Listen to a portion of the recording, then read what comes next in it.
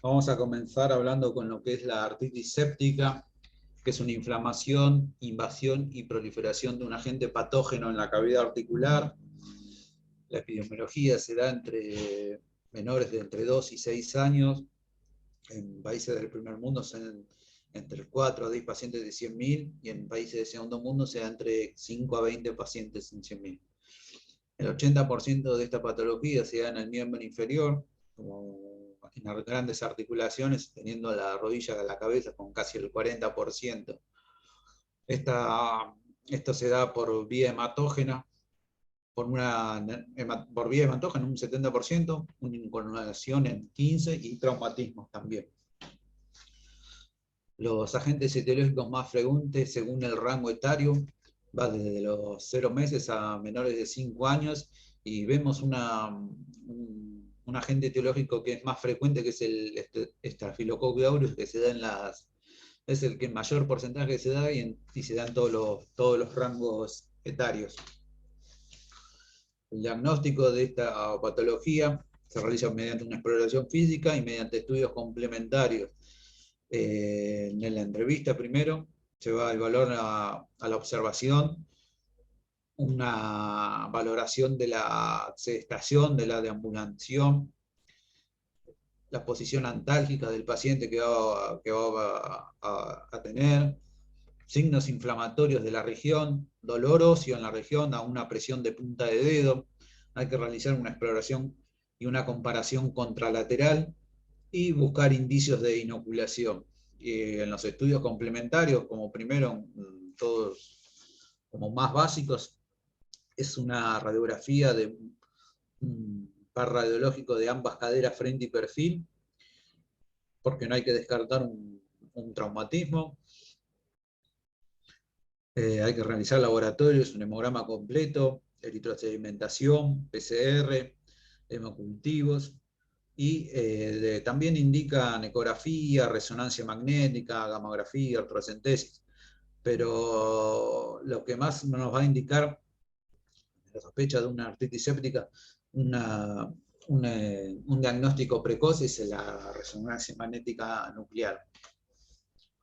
Estas son imágenes de pacientes con artritis séptica, ven las imágenes donde está en la posición antálgica, donde se valora la bipedestación del paciente el, el reflejo de defensa. En las imágenes inferiores se ven también imágenes de una artritis séptica en rodilla y también se puede dar en mano. En la ecografía se va a observar abundante rame articular con contenido ecogénico en el interior y un engrosamiento de la sinovial. Esta es una ecografía de una rodilla. Y ahí se ve una imagen de una panorámica de pelvis donde no, síntomas tardíos de una artritis séptica no tratada. El laboratorio, lo que vamos a utilizar son los rastreantes de fase aguda, tanto la eritrosedimentación como la PCR. La eritro va a tener un pico en las 48 a 72 horas y se va a mantener por 2 a 4 semanas, más allá que se comience el inicio del tratamiento antibiótico empírico. Y esta eritrosedimentación puede verse alterada por el uso de corticoides, por anemia y hemoglobinopatías. La PCR se va a presentar a las 6 horas con un pico a las 36, 50 horas.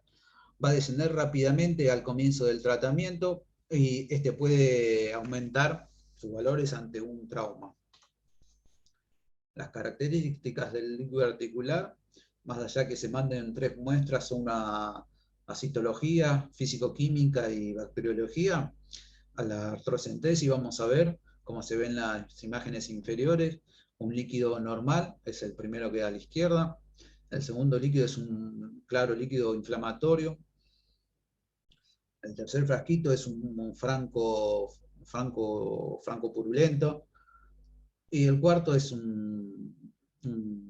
una característica del líquido articular ante un traumatismo que es más semático que otra cosa. Esto es lo que se ve a la vista y hay que esperar los resultados de los 3 tubos que mandamos a estudiar. Los criterios desde que impuso Kocher en 1999, son la valoración de la impotencia funcional, los laboratorios donde la eritrocimentación va a ser mayor a 40 milímetros, unos picos febriles mayor o igual a 38 grados y medio, y una leucocitosis mayor a 12.000.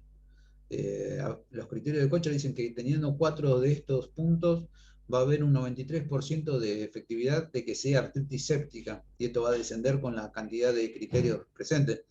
Con 2 criterios presentes va a ser un 40% de posibilidad de que sea una artritis séptica, y de estos 4 teniendo un solo criterio va a ser de un 3%. En el 2006, CAIR agregó un criterio más a estos y se formaron, y son 5, donde agregó la PCR que sea mayor a 20 miligramos litro. Un tratamiento precoz ante la sospecha de artritis séptica es con un antibiótico empírico que va a ser administrado entre 2 y 5 días.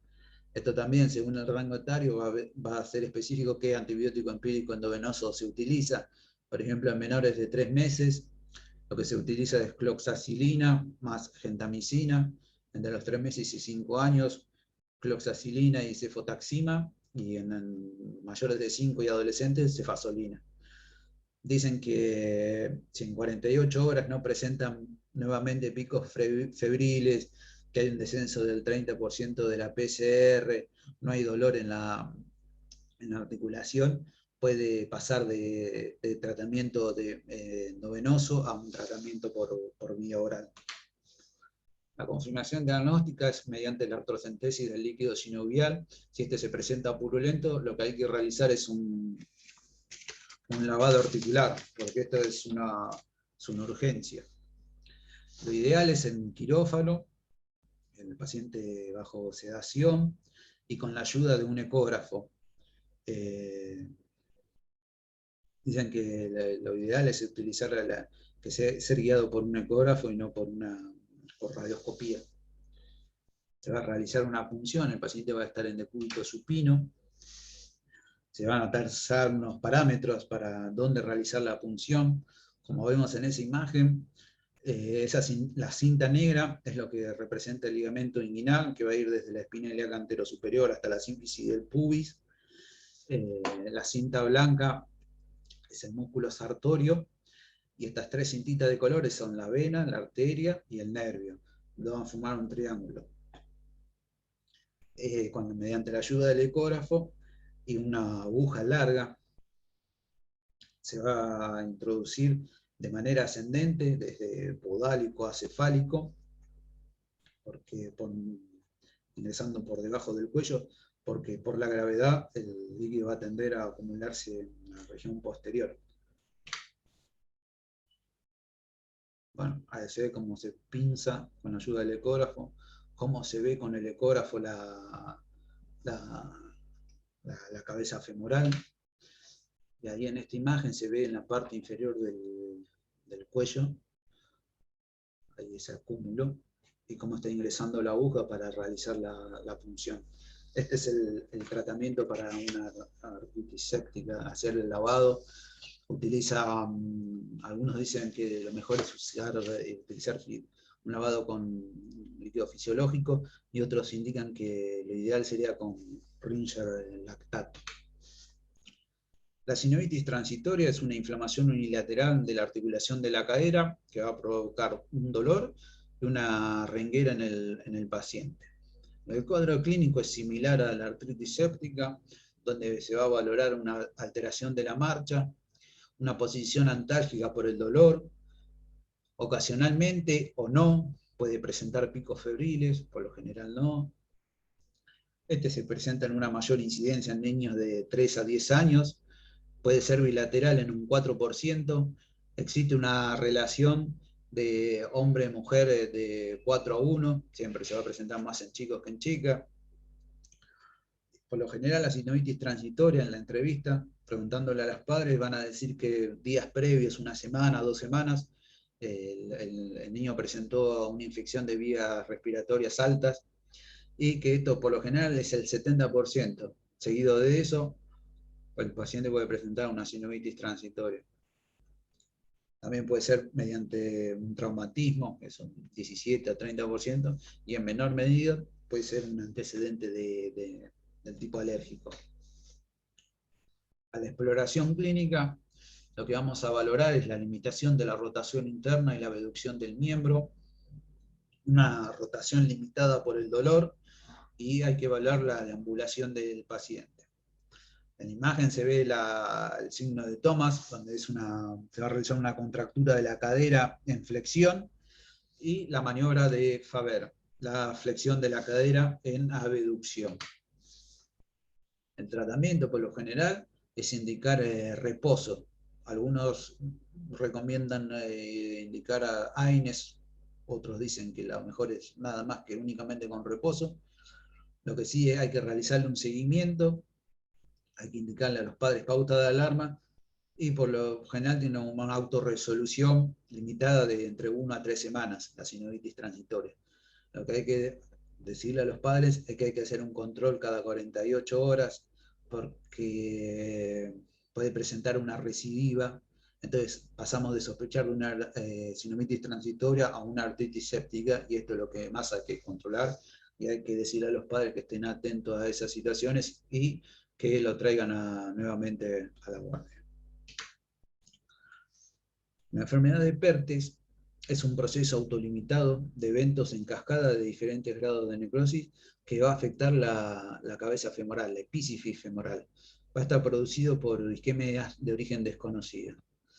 El inicio es con un periodo de isquemia que causará necrosis de la cabeza femoral inmadura. Esta va a llevar a su fragmentación y a fracturas subcondrales por estrés, con que inicia su periodo clínico para pasar a un periodo de absorción ósea, reosificación y remodelación de la cabeza femoral. Hay diferentes estudios donde dicen que esta isquemia de origen desconocido puede deberse por diferentes causas, que todavía no están muy comprobadas, pero tienen la teoría de que pueden desencadenar la sinovitis transitoria, es un desencadenante, un derrame articular, hipertrofia del cartílago, traumatismo, hipoplasia vascular congénica, el uso de esteroides y un defecto en la coagulación. Porque a diferencia de los chicos, en los adultos el mayor aporte sanguíneo va a estar dado por la arteria circunfleja medial. Pero en los chicos el aporte sanguíneo va a estar dado por los vasos cervicales laterales ascendentes. ¿Y que tienen estos vasos a esta edad? Que son muy vulnerables y se bloquean fácilmente durante el crecimiento. Esto, sumado a todo lo dicho anteriormente, pueden generar una enfermedad de Pertes. En etiología, bueno, como habíamos dicho, es un déficit vascular que va a generar una necrosis en la epífisis. Esto también se da más en chicos que en chicas, un porcentaje de 3 a 1, que tiene una edad media de presentación de 4 a 7 años, que en un 12% puede presentarse de manera bilateral, y que indica mucho que tiene mucha carga genética esta patología. También otro estudio dice que se hizo una valoración de unos pacientes con presencia de Pertes, con la enfermedad de Pertes, que un gran porcentaje eran niños que habían nacido prematuramente, con bajo peso al nacer, que presentaban anemia, desnutrición, y que en esa edad temprana ya habían tenido internaciones prolongadas. Y todo ese combo podía desencadenar en la enfermedad de Pertes. El cuadro clínico que presenta el paciente es una coxaltralgia súbita, claudicación de la marcha, dolor, una posición antálgica, atrofia del cuádriceps y gonalgia, una limitación de la movilidad, contractura muscular y una marcha en Trendelenburg. Lo que se ve en las imágenes es la limitación que tienen a la rotación, y esto le va a generar dolor. Como estudios complementarios, más allá de lo que se puede pedir, una placa frente y perfil de ambas caderas, lo ideal para detectar esta patología de manera temprana, igual que en las anteriores, la resonancia magnética es lo ideal. Eso va a indicar nos va a dar un diagnóstico precoz de esta enfermedad. Los estadios de la enfermedad de Perthes son 4. Presenta una fase inicial de necrosis, donde esta se produce la interrupción del aporte vascular y una necrosis ósea. Radiológicamente va a existir un aumento del espacio articular, que esto es el signo de Waldenström. No es patognomónico de esta enfermedad, sino que es por general este signo de aumento del espacio articular. En la segunda fase de colapso o fragmentación, se va a iniciar un proceso de reabsorción del hueso necrótico, y lo que vamos a ver radiológicamente es que van a aparecer unos islotes densos óseos, donde los centrales se condensan, y vamos a ver que los islotes laterales van a sufrir osteólisis. En la fase 3 de reabsorción o reosificación, la epífisis es invadida por vasos, en donde van a reabsorber los islotes, y estos van a formar un tejido óseo. En esta etapa se va a iniciar la reparación con desaparición de la osteólisis metafisiaria. Y la etapa final o fase final o de revascularización, en esta se produce la sustitución completa del hueso necrótico por un hueso en nueva formación, y lo que va a dar como finalizado, haciendo una comparativa con la articulación ipsilateral o con la comparación de cabezas humerales de otros chicos, es en la coxa magna, una cabeza femoral desproporcionadamente grande y deforme. La primera fase de necrosis y colapso van a tener una duración de 6 meses aproximadamente. La tercera fase, la de reabsorción, tiene una duración de 18 meses a 3 años, y la fase final, esa va a durar hasta la maduración ósea. Hay 4 tipos de clasificación para la enfermedad de Perthes. Las primeras 2 que voy a comentar son clasificaciones viejas que están en desuso, pero no está de más conocerlas. La clasificación de Catterall según la extensión de la afección, que va a estar controlada en función a radiografías simples de frente y perfil de cadera. En la primera imagen, en la A, se va a ver afectada la epífisis de la cabeza femoral en la región anterior. En la imagen B, que es la segunda parte, está afectada más del 50% de la parte anterior de la epífisis. En imagen C, se ve un secuestro de la mayor parte de la epífisis con fragmentación y un colapso extenso. Y la 4 es una afección de la totalidad de la epífisis. Después está la clasificación de Stulber, pero esto más que nada es una clasificación más que nada tardía, sin un paciente que no recibió tratamiento, porque se basa nada más en la forma de la cabeza. Si es una cabeza normal, una cabeza de forma esférica o ovoide, pero esto es cuando no, un diagnóstico tardío. La clasificación que sí se usa actualmente es la de Herring, que está basada en cambios radiológicos de los pilares de la cabeza femoral, más que nada del pilar lateral o columna. La cabeza femoral la divide en 3, una columna lateral, una columna central y una columna medial. En la imagen A vamos a ver una cabeza femoral normal. En una imagen B vamos a ver que la altura de la columna lateral es normal, pero puede presentarse una radiolucidez de la columna central y medial, pero que no van a tener pérdida de altura del pilar de la columna lateral. Este es de buen pronóstico. En imagen C vamos a ver una pérdida de altura de la columna lateral, pero menor al 50% de su altura normal, y en el segmento central, en la columna central, puede estar o no hundido levemente.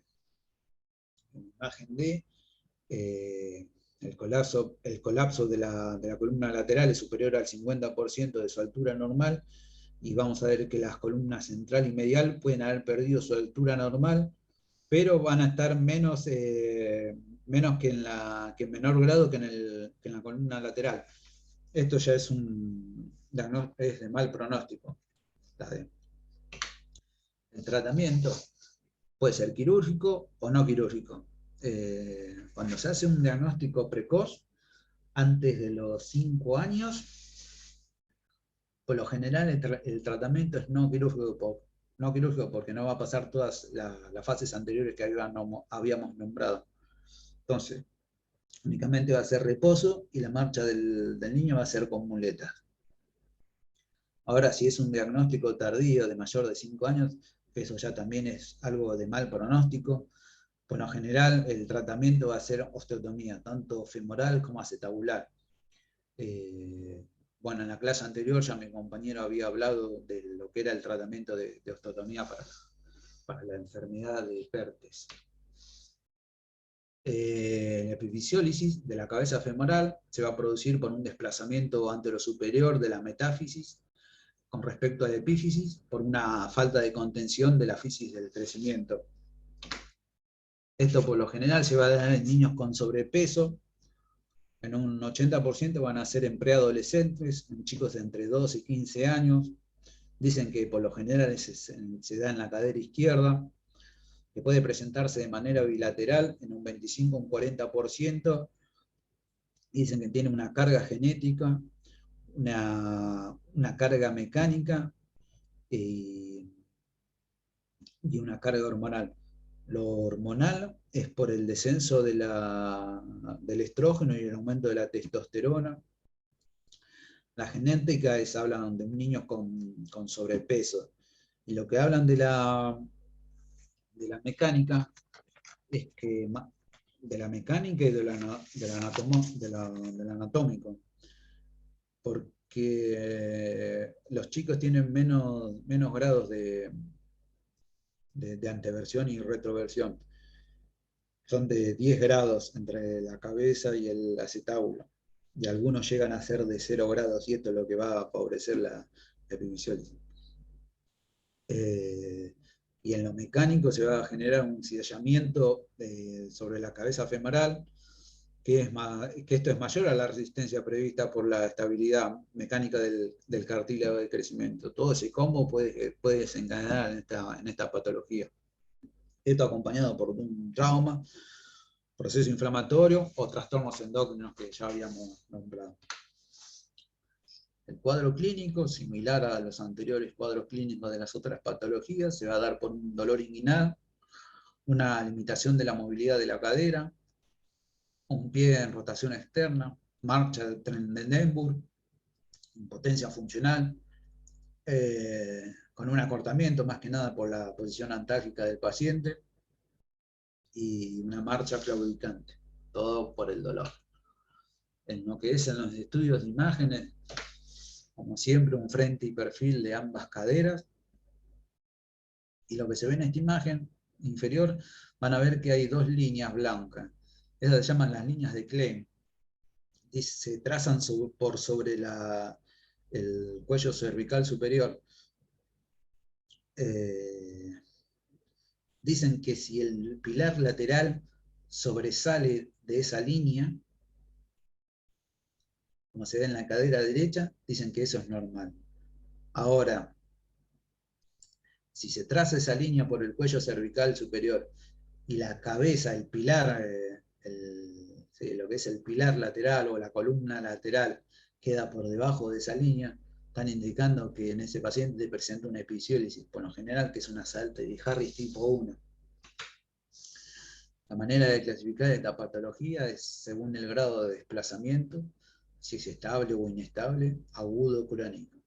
Hablando de agudo y crónico, esto es según el tiempo de evolución.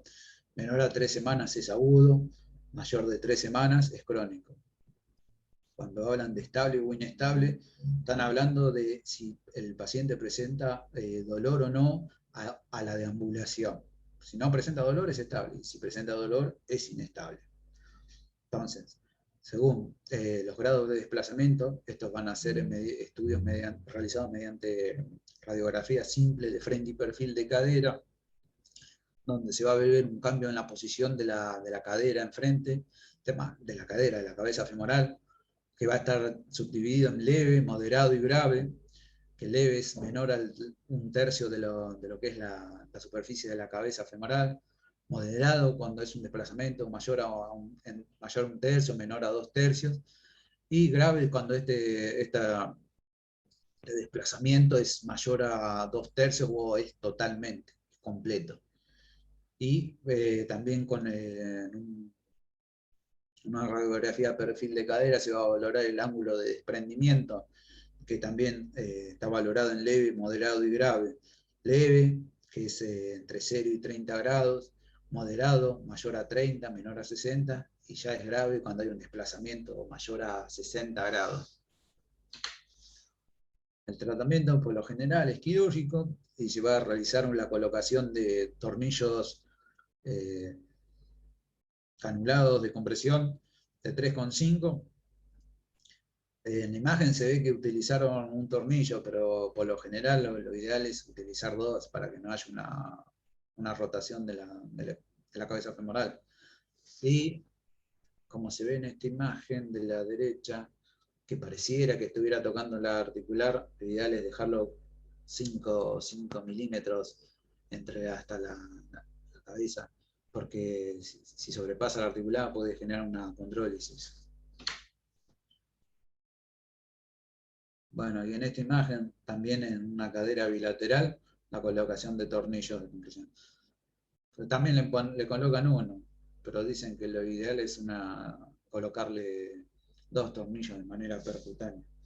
Y también hay algunos algunos traumatólogos que dicen que no es necesario sacarle los tornillos pasado el tiempo porque no altera nada en la placa epifisaria, en el crecimiento, no le genera nada, entonces tranquilamente pueden quedar ahí. Y hay traumatólogos que dicen que hay que retirar los tornillos a los 2 años. Algo que me había quedado de la artritis séptica es una clasificación de las secuelas, es la clasificación de Ludovica, que se utiliza para las secuelas de artritis séptica. Va a estar dividido en 4 grados, y según estos grados van a tener también un tratamiento.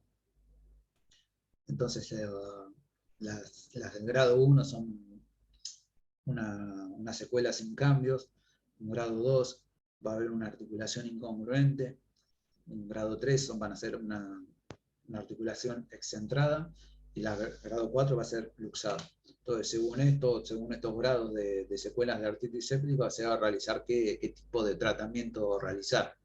O puede ser simplemente en controles, o por lo general se realiza osteotomías. Hay que saber las diferencias clínicas de estas patologías. Por ejemplo, el antecedente, si hay un antecedente traumático o no, de cuántos días de evolución tiene, si presenta fiebre o no, si hay un compromiso generalizado. Hay que valorar los ángulos de movilidad, si es no posible, y también ahí dice valorar el dolor, pero con los chicos no, algunas veces no se puede valorar tanto eso, a todos les va a doler. Y un diagnóstico diferencial de las inflamaciones articulares de las 4 patologías que hablamos. Hay que discriminar según la edad, el rango etario, el sexo. Igual casi siempre se van a dar más en chicos que en chicas. El dolor, dónde está presentado directamente el dolor, cómo es. Si presenta otros síntomas acompañados, si es un buen estado general, un mal estado general. Y antecedentes. Antecedentes, como habíamos dicho anteriormente, que pueden ser más allá de traumatológicos, también pueden ser genéticos. Y como conclusión, la base del éxito de este tratamiento es en el reconocimiento temprano de la patología y la instauración de un manejo empírico que va a estar acorde al rango etario, por la presencia de factores de riesgo específicos. Y ante cualquier sospecha de una infección articular, es obligatorio el inicio rápido de una antibiótico-terapia empírica así como establecer la necesidad de drenaje quirúrgico. La artritis séptica es considerada una urgencia quirúrgica. Y el diagnóstico debe estar básicamente basado en lo clínico. En esto es importantísimo la entrevista, el examen físico y el resto de los estudios complementarios solo nos va a ayudar a confirmar la impresión diagnóstica inicial. Bueno, esta es la bibliografía utilizada para este trabajo. Eso es todo. Bueno.